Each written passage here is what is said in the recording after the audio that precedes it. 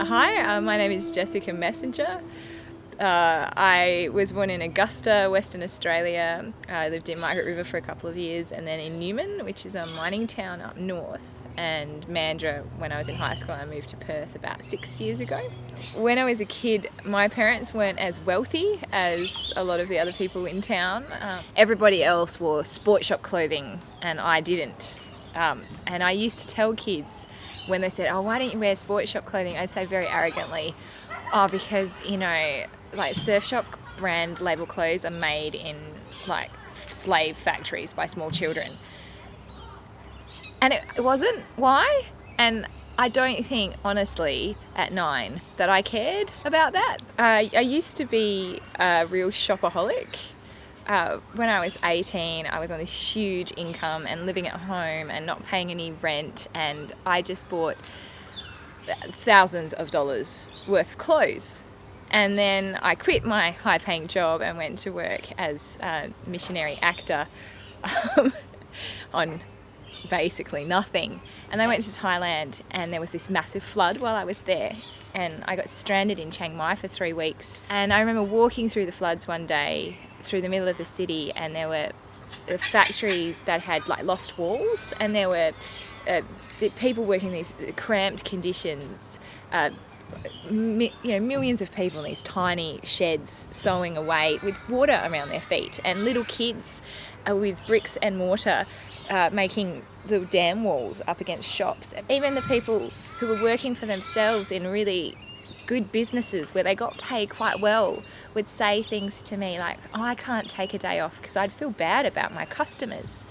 And I came back and just thought, what kind of a world do we live in where there are entire nations who think that their purpose is to provide for us white people?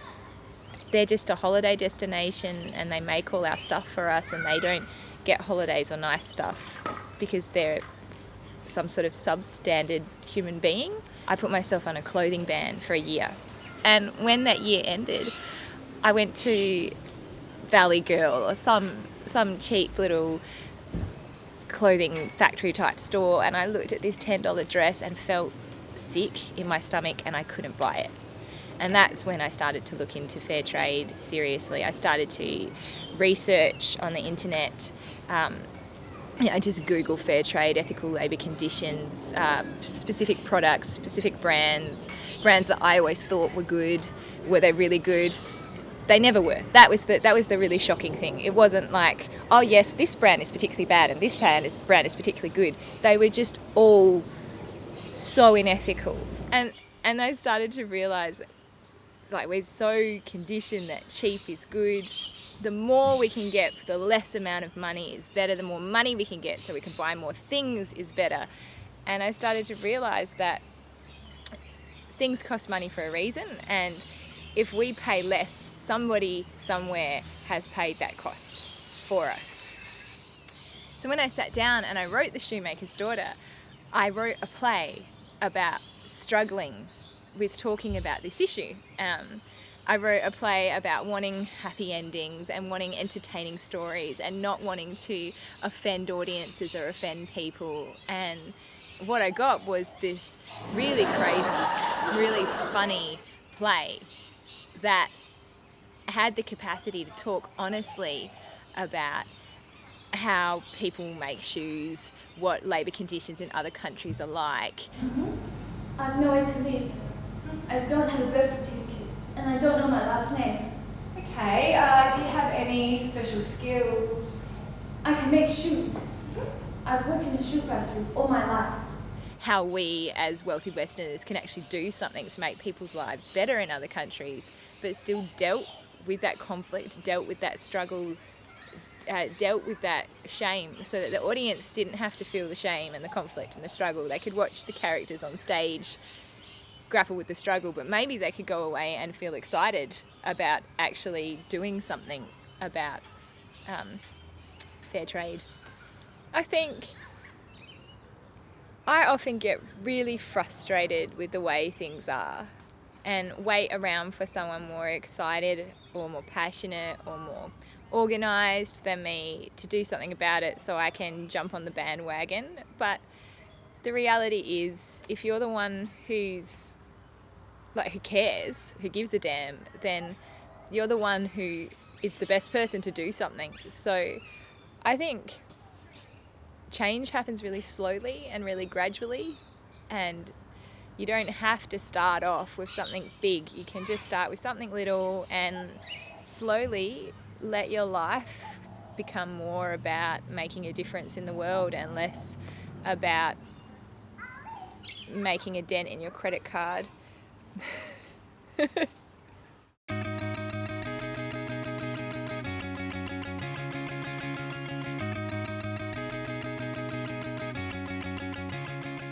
We're from How Ridiculous, and I'm Derek. I'm Kyle. I'm Scott. And I'm Brett. I grew up in the hills in Lesmurdy with a loving family. It's great. I grew up in Leeming, southern suburbs. Not much special really.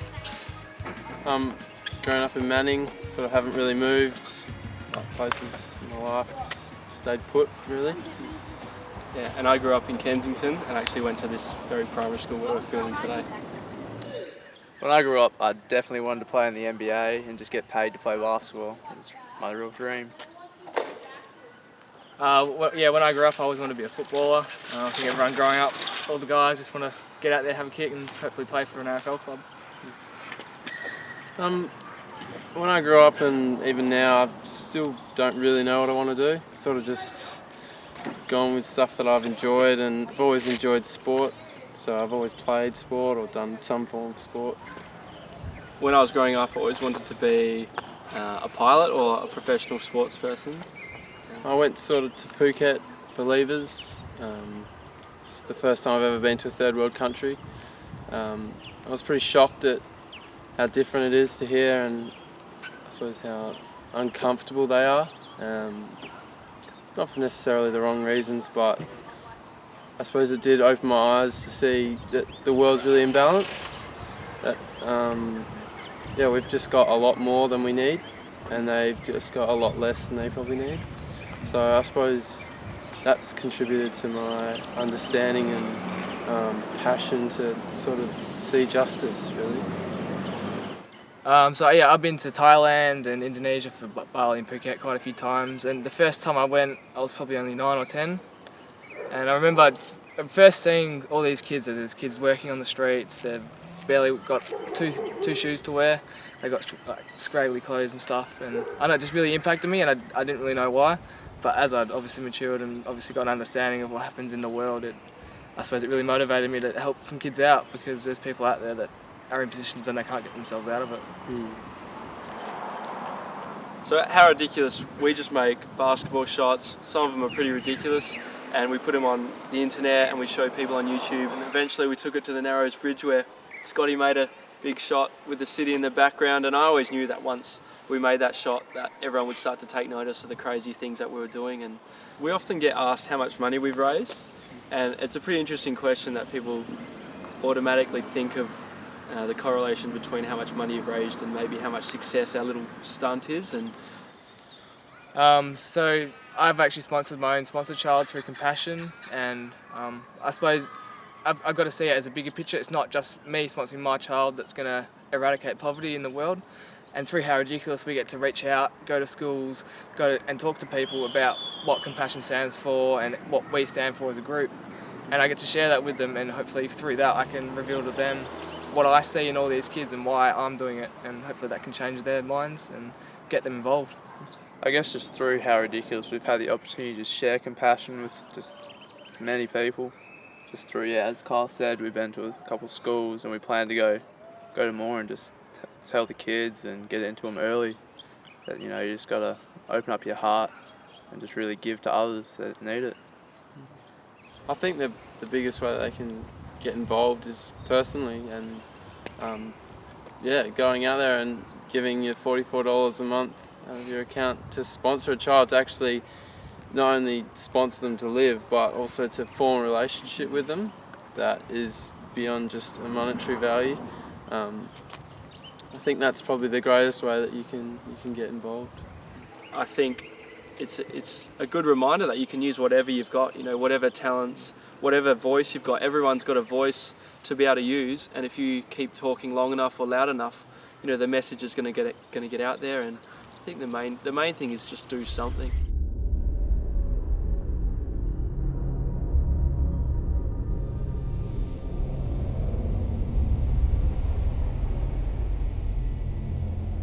So my name's Shantaya, and I'm the founder and manager of the West Australian branch of the Grey Man charity.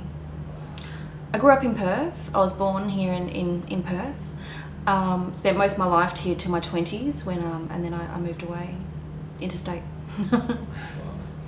I still don't know the answer to that question, 100% truthful, and I still say I don't know what I want to be when I grow up. I wanted to be a part of the solution.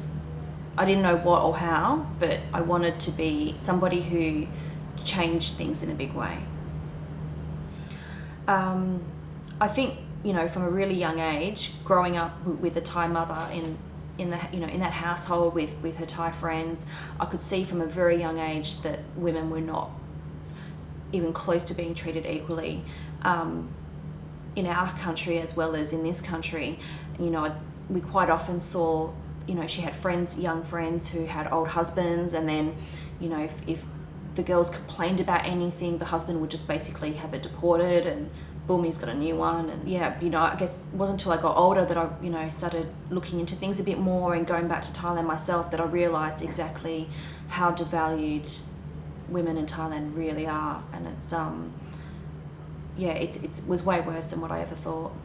And I remember reading an article about a woman who had been trafficked into Australia to work in a brothel, a Thai woman, and reading about how many, and I thought, how is this happening? Like, I know prostitution and stuff happens in Thailand, but how are they getting through the Australian government, which is, we're supposed to be one of the best countries in the world? And that's when I really started thinking, I need to do something.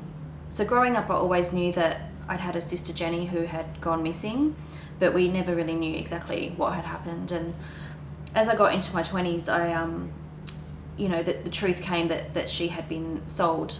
And after a while, I went on this mission to try and find her, which I'm still on now, some years later. But, that was a big factor in what led me to the Grey Man. And it is very personal for me. And, every child we rescue, I almost see as my sister. And, it's somebody's sister. So, people just have no comprehension of exactly what these girls go through. There's girls 8, 9, 10 years old that are made to see 20, 30, adult men a day, and they're beaten and tortured if they refuse in any way. And, it's just horrible. Child trafficking's gone to, the top 3 criminal enterprises in the world? Are you kidding me? It's up there with drugs and weapons. For the first time ever, these 2 criminal enterprises are being rivaled for the top spot. How did this happen, And how are people just not doing anything? That just astounds me, because it's not just Thailand, it's all over the world. America now is one of, the biggest importers, exporters of human trafficking. We know kids and women are coming into Australia. How long before kids and women are going out? I mean, we've seen that happen in America in the last 10, 20 years. People have been going in, trafficking, incoming for so long, and now they're going out as well. It's just crazy. So the Grey Man has a number of rescue teams, which are mostly ex-military, who go undercover in Thailand and surrounding countries as well. And pose as pedophiles to get access to children in brothels. From there, this is how they're able to sort of identify and rescue them. There's also the prevention side, so we're working with other ground root charities, helping them, as well as helping the kids in the community, getting them educated, giving the family some support, and trying to eliminate those factors that contribute to a child's risk of being trafficked. So I've only been physically involved with the Grey Man for about 9 months now. And in that time, I mean, we have done a lot. You know, we've had a massive fundraiser, we've raised lots of money, and we've started our awareness raising, but there's still a lot more to go. But I guess the Grey Man as a whole, you know, since being founded in 2004, the Grey Man has rescued hundreds of women and children from sex trafficking and a few from other forms of slavery. You know, they've put hundreds of kids through school that, you know, and that's stopped them from being trafficked. They've made some excellent progress with the Thai government, you know, getting some agreements in about us doing our work there, having the support of the Thai government, and you know, having a police force designated to us that's corruption free, I guess, was a huge achievement. And you know, we're negotiating every day with the Thai government and other governments to try and have things put into place that's going to make our job easier, I guess. They do look at people's experience for the rescue teams, I guess, because there's that element of danger. Somebody needs to be able to protect themselves, and you know, I guess if a conflict was to happen, they need to be able to assert themselves and get themselves out of that situation. So, no, we welcome people to apply for the Rescue Operatives team, but the recruitment and training is done in Brisbane, so people need to fly over for that. You know, people that are at home, no matter what you're doing, there's some level of volunteering that you can help with. You know, I've got things that I need people to do, just, you know, internet research and making phone calls to, you know, helping coordinate fundraisers and, you know, all sorts of stuff. So no matter what your skill level or what your time availability is, you know, we've got something. And I always say to people, just take on what you can do. And if you can't do any more than that, tell me and I'll give it to someone else.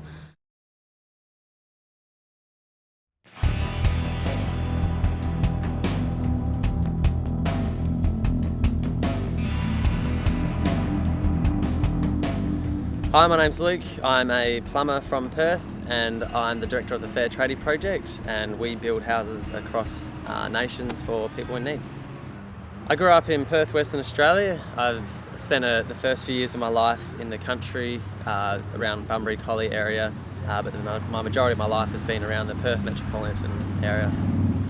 Growing up, I never really knew what I wanted to be. There was a generic, like every kid wanted to be a policeman or a fireman, but it wasn't until I got into my late teens that my brother was in a trade, and he showed me the opportunities in that, and I thought I would go down that path and get into the building industry. Growing up, I saw a lot of ads on TV, World Vision. I even took part in 40-hour famines myself growing up a few years. But it never really dawned on me just how really great the issues are in other nations. And it wasn't until I visited Uganda in 2009 for myself that I saw face to face and met the people behind the TV screen that were facing these issues every day. And that's when I realised that, yeah, these issues are there and they do need to be addressed. The Fair Tradie Project builds houses in nations where child mortality is a big issue, and we work alongside already established organisations so we primarily provide the skill and the finances and a building, and these organisations put children in it, and from that the organisations give ongoing support with food, education, shelter, clothing. And with this protection, it is giving these children a better fighting chance. In the big scheme of things, I don't feel like we've really achieved enough or a great deal. To date, we've completed one house which has provided housing for 8 children and their caregivers. We're going to do another building project in November, for another 8 children and their caregivers, and each year we hope to grow and provide more support. It doesn't matter what field or area that you come from, you can always use that to benefit someone else and to help in the community. For example, I'm a plumber and I'm using my skills to build houses for people in need. And in my area, I'm always looking for builders and people in the trade industry to jump on board and to come on a building trip, or if you don't have the time or you're not in that position to do that, there's always financial support. I mean, all these projects running need financial backing to be able to do things, to do work in the communities. So if you're time poor, then you are probably in a financial position to be able to help to back these organisations. I'm a father of a 6-month-old boy, and I just love him to absolute pieces. And I've gone to other nations and seen children the same age as my son that just don't have a mother or a father to care for them. And my heart really goes out to those children. And I really encourage people and even I put myself in that position to really reach out and to reach out to those children that don't have a mother and a father, that need that help and support, and not just overseas, but there's even children locally that might be missing a father or a mother that really need the parental role. And for me, my own son, I would really, if I wasn't around, if something ever happened to me, I would really hope that someone was there to come in my place and to support and love on my son.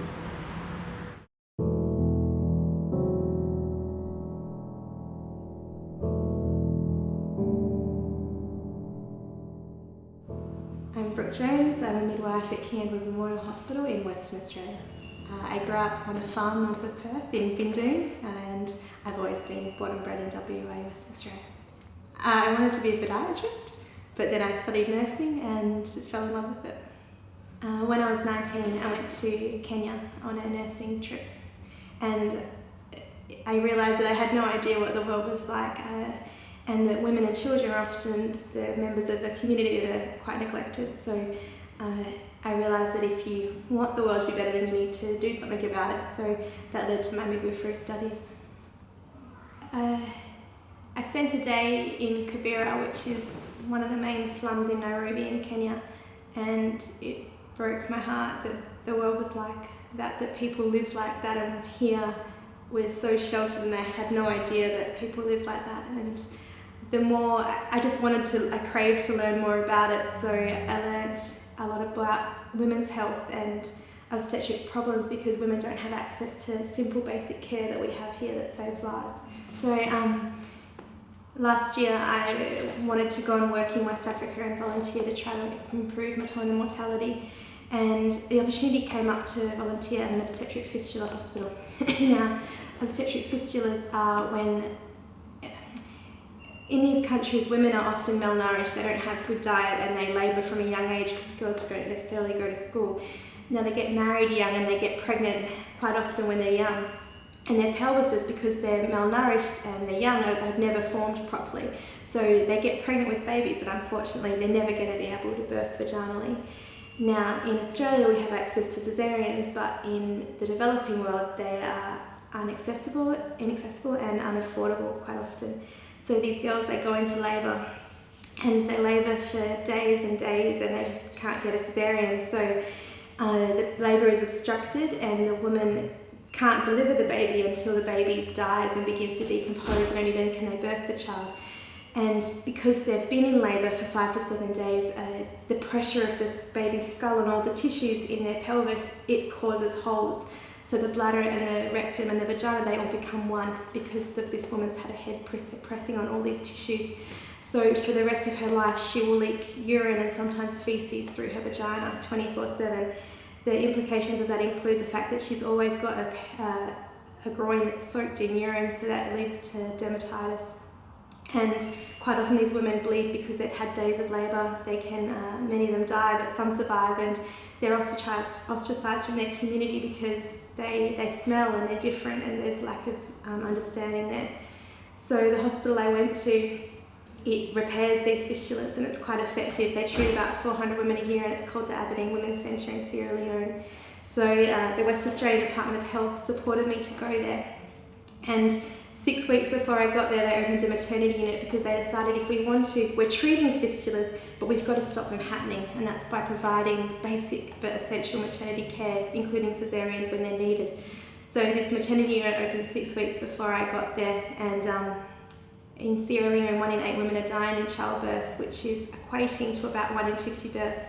This is one of the highest rates in the world of death in childbirth. So the maternity unit I went to, we booked in 100 women a month to birth, and during my time there had 600 births, over 600 births, and every mother lived, which was quite miraculous in Sierra Leone.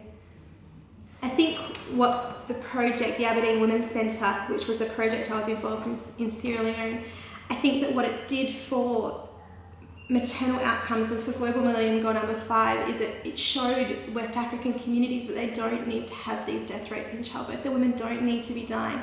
It showed the midwives that we're working in that they do have the skills to provide life-saving care, and that life-saving care is cheap and it's achievable. And I think the skills and what we did in Sierra Leone, it's transferable to so many other low resource settings.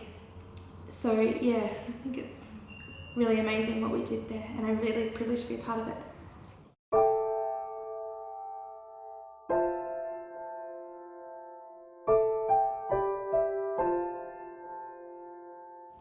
So my name is Michael. I'm the campaign manager at the Global Poverty Project. I'm currently running a campaign around polio.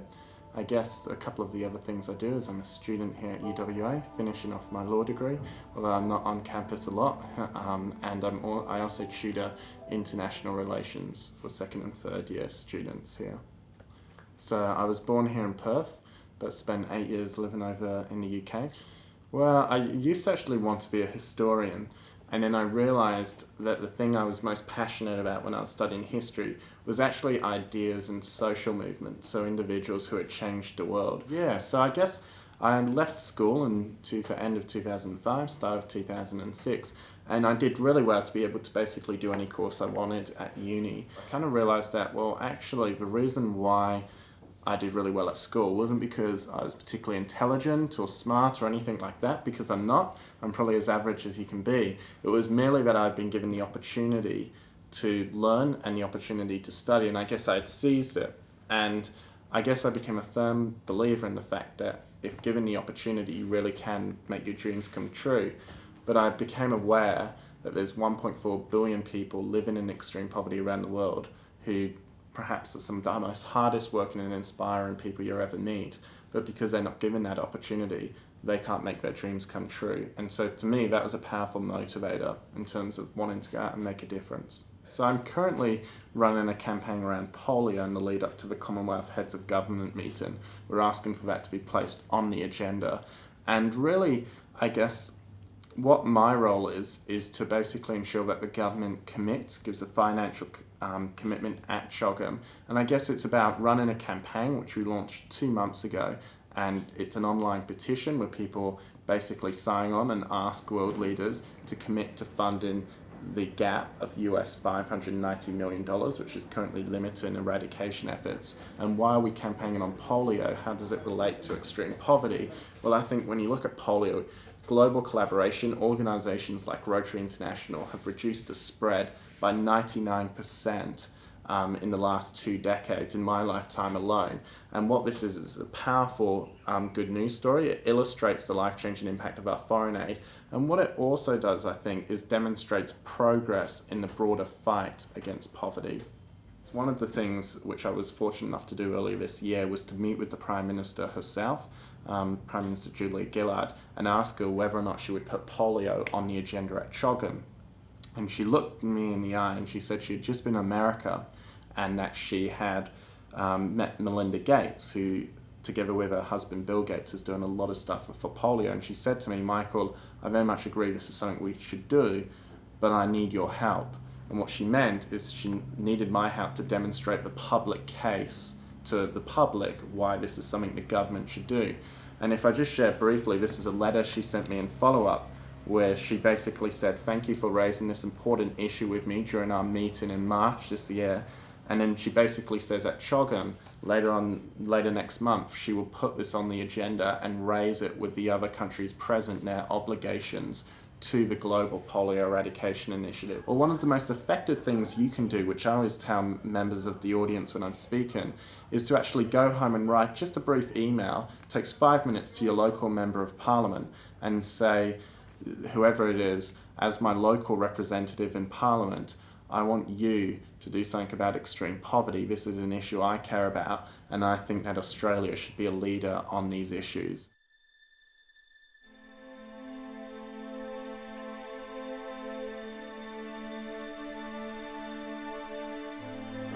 Hi, my name's Daniel Scarparolo. I'm the chairperson of Project Numbat. I grew up in Perth. I've been here all my life. When I grew up, I wanted to be a writer, and I'm on that way now. I first became aware of biodiversity loss when I started working at Perth Zoo. I really saw that the loss of one species could have a potentially devastating effect on an entire ecosystem, and once you see that sort of thing, you can't help but want to become involved. The issue I'm involved in is numbat conservation. I first got involved with a community group that was looking for a web designer. I helped them set up a fairly simple website, and I've been with them 5 years now, and I'm the chairperson of Project Numbat now. So numbats are a Western Australian species. They're only found now in the southwest of Western Australia. There's believed to be only about 1,000 left in the wild, and that's less than the number of giant pandas. And as we all know, giant pandas have a lot more press than the numbat. If you ask a lot of Western Australians, they'll probably look at you and go, well, what's that? The numbat is an endangered species. The main issues facing them are habitat destruction and feral predators, particularly the fox and the cat. Project Numbat is a community-based not-for-profit organisation. We work to raise awareness in the community about the numbat and also in schools. We also raise funds for things like research and radio collars for tracking numbats, and we work with our partners to help conserve this unique West Australian species. While we do provide funds to certain projects, we really do see ourselves making a difference in raising awareness about the numbat. When we go to community days or into school groups, gradually we're starting to see more and more people actually know what a numbat is, and then they realise, hey, this amazing animal is actually in trouble, and we're hoping to be able to use that groundswell of support to really effect great change. If you want to help the numbat, you can become a member or make a donation to Project Numbat. If you want to help groups like ours and you don't think you have the skills to offer, you'd be surprised. For me it was web development, for you it could be something else.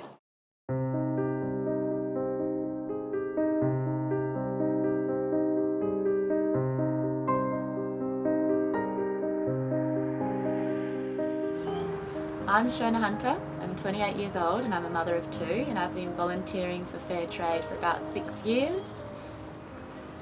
I grew up in Albany, which is a small town on the coast of Western Australia, the south coast, and I spent the first 18 years of my life there and then moved to Fremantle, and I've been in Fremantle since then.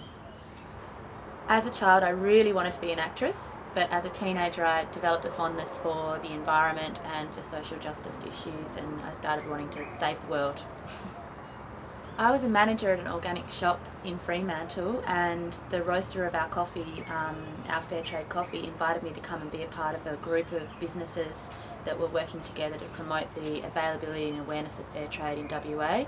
And so I went along to the group curious about fair trade. I'd never heard about it before.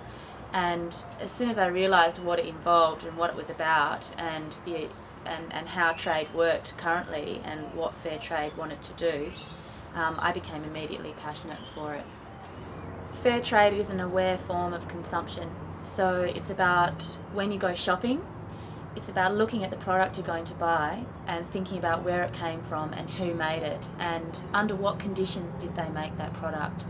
How good were their working conditions and how much did they get paid?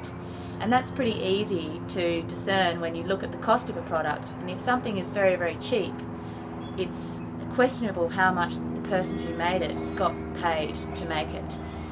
But fair trade is about ensuring that each person gets paid fairly for their time and for their products.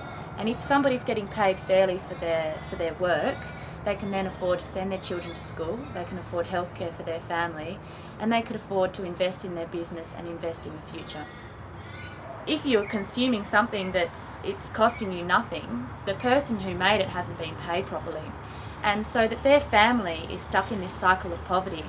And quite often, families in places like Cambodia, they resort to selling their own children into slavery, and especially the girls into sex slavery and into sex trafficking across the world, so that they can actually make money to afford healthcare for the rest of their family, to afford education for the rest of their family. So for me to consume this product at such a low price, has such a high cost for everyone else across the world, and such a high cost for this young girl, this young 6-year-old girl who's getting sold into sex slavery for the rest of her life. And as a consumer, you are actually demanding that standard of living for these people, because you're demanding that really, really low price. You're demanding that your shoes are only $20. You're demanding that your t-shirts are only $5, and therefore you're demanding that the person who made them works for nothing and ends up having to sell their kids in order to survive. I'm not comfortable with that. So in order to solve world poverty, world hunger, slavery, and all these massive, massive issues, the easiest way to do that is to consume fair trade products. And I wanted to volunteer to help boost the consumption of fair trade products, to help create an awareness to the greater community about fair trade. As a volunteer for fair trade, I feel like I've achieved a lot. I've successfully lobbied the city of Fremantle to become a fair trade city, and I've created the Pocket Guide to Fair Trade, which links consumers to fair trade products. The great thing about fair trade is that as an individual, you can do something really easy. You can just choose to buy fair trade products. You don't have to give up any of your time, and that works. But if you do want to give up your time, you can volunteer for your local group and get more involved by educating yourself and educating your friends and family.